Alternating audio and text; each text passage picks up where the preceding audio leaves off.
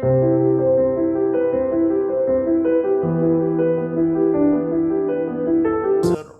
talking for Pro Orthobiologics for early neo.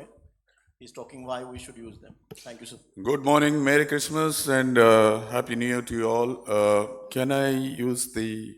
Yeah, thank you very much. Is it working? Oh, okay. That's me. I just live next door. And sorry, Ashish, I have to take your place. So this is about PRP, which is very close to my heart. Why I started, I don't know, but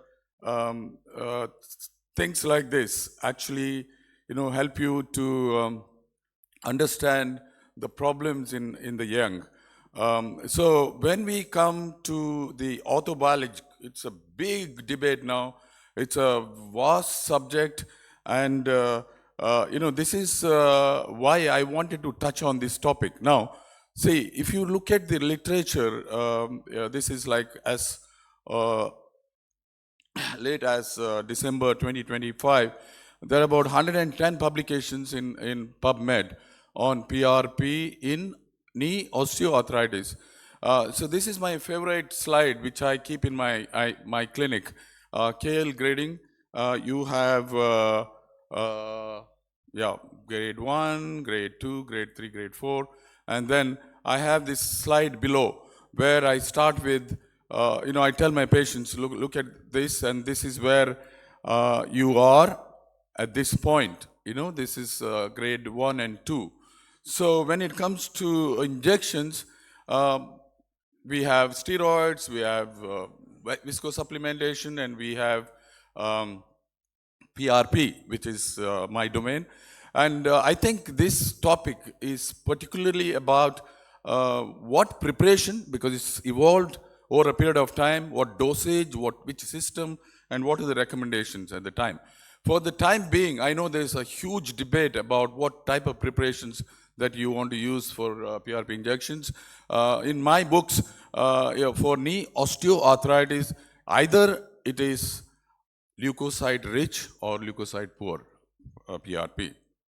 Why I say this is a game changer. This is a topic which I like to discuss with everybody. I know I was talking to Dr. Dhillon a few days back about, they are doing a lot of work in Chandigarh on PRP. Now, this is a paper from Jason Ragu, Stanford University, an animal study where what they have done is they've used different preparations of PRP and injected into the synovium and looked at the synovial death. You see this thing, this slide here, the RBCs actually, have really killed the synovium. And the next was leukocyte-rich PRP for the joints. Very, very important study. I think, and then you look at the inflammatory markers and you see here leukocyte-rich plasma. You see, everywhere there is inflammation. Leukocyte-poor plasma, there is no inflammation. I think this is the basic of my lecture today. And if you look at the pink rows here, and there is significant difference in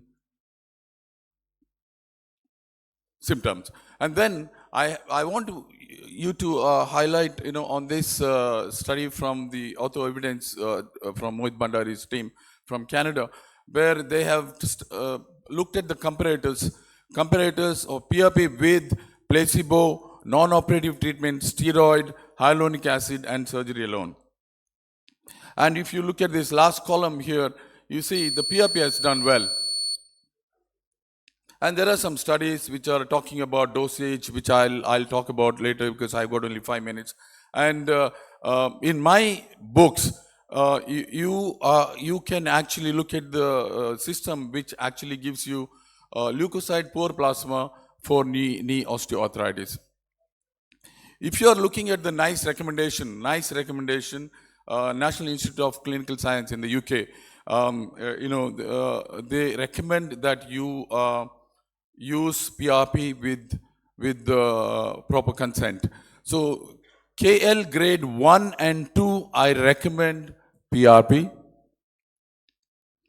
And in my practice, it's not the first line of treatment, but safety, yes, there 10 is seconds. clear evidence. Efficacy, yes, use with informed consent. Leukocyte-poor plasma is the key for osteoarthritis. Thank you very much indeed for your attention.